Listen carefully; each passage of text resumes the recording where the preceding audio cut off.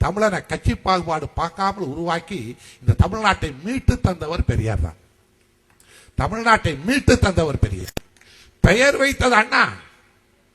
தமிழ்நாட்டை இந்த ஆதிக்க சக்திகளிடமிருந்து மீட்டது. இந்தியாவுக்கு சுதந்திரம் வாங்கினார்கள், அதிலே நம்மை அடிமையாக்கினார்கள். அந்த அடிமைத்தனத்தை நொறுக்கி அறிந்து நம்மை மீட்டு தந்தது தந்தை பெரியார். எந்த இடத்துல வந்து அந்த காரியத்தை செய்கிறார்னா, ஒரு கோஷத்தை ராஜாஜி கவர்னர் ஜெனரலாகவும் இருந்தார். அவனு எவ்வளவு கெட்டிக்காரனுங்கிறதுக்கு இதுதான் அடையாளம். கல்கத்தாவில் கவர்னராகவும் இருந்தார்.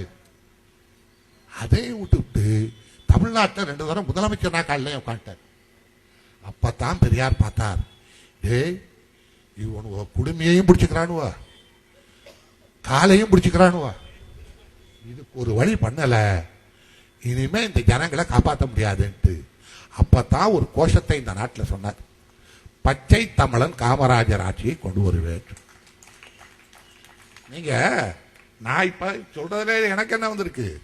ஆமா, பண்டித நேருவா காமராஜரை கண்டுபிடிச்சிட்டு வந்தாரு? இல்ல வெள்ளைக்காரன் கண்டுபிடிச்சிட்டு வந்தானா?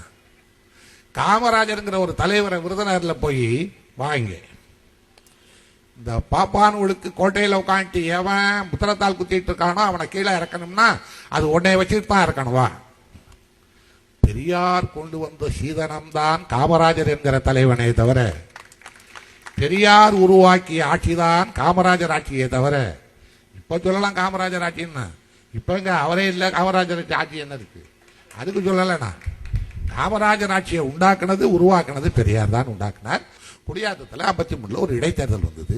பெரியார் பார்த்தார், இந்த பாப்பா ஆட்சியை தூக்கி எறியணும்னா ஒரே வழி, புரட்சி பண்ணாம போராட்டம் நடத்தாம இவனுல ஒட்டுமொத்தமா தூக்கி கிடாச்சணும்னா காமராஜர் ஒருத்தர் தாண்டா துருப்பு சீட்டுன்னு கொண்டுட்டு வந்து காமராஜரை கூப்பிட்டு சொன்னார், காமராஜ் குடியாத்த இடைத்தேர்தலில் நெல்லு, நான் வந்து பார்த்துக்கிறேன்.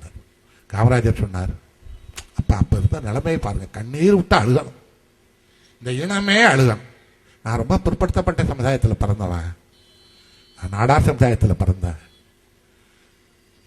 என்னைய கூட்டிட்டு போய் ராமநாதபுரம் ஜில்லாவில் பிறந்த என்னையே வடார்காடு ஜில்லாவில் போய் நீங்க தேர்தலில் நிற்க சொல்றீங்களே, எனக்கு யார் ஓட்டு போடுவா?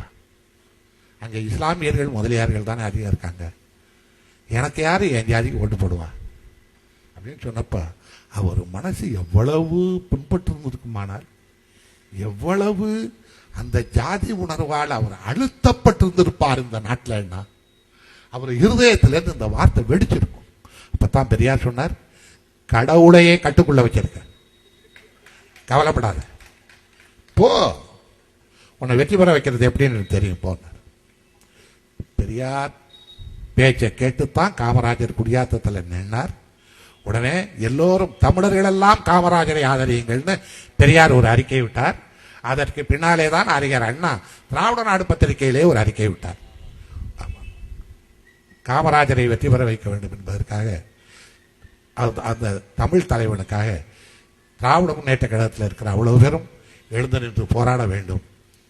குணாளா, அண்ணா சொன்ன வார்த்தை, குணாளா, மணாளா, குல கொழுந்தே, ரொம்ப கீழே இருக்கிற ஜாதியில பிறந்தேன்னு சொல்லிட்டாருங்கிறதுக்காக குணாளா, மணாளா, குல கொழுந்தே, சென்று வா குடியாத்தம், வென்று வா கோட்டைக்கு.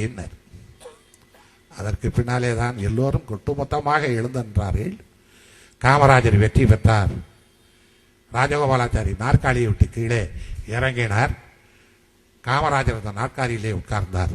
நண்பர்களே, ஒரு தமிழ் தலைவன், பெரியார் கொண்டு வந்த தலைவன் நாற்காலியிலே உட்கார்ந்து விட்டு முதலாக கேட்ட கேள்வி யாரை பார்த்து கேட்டார் தெரியுமா?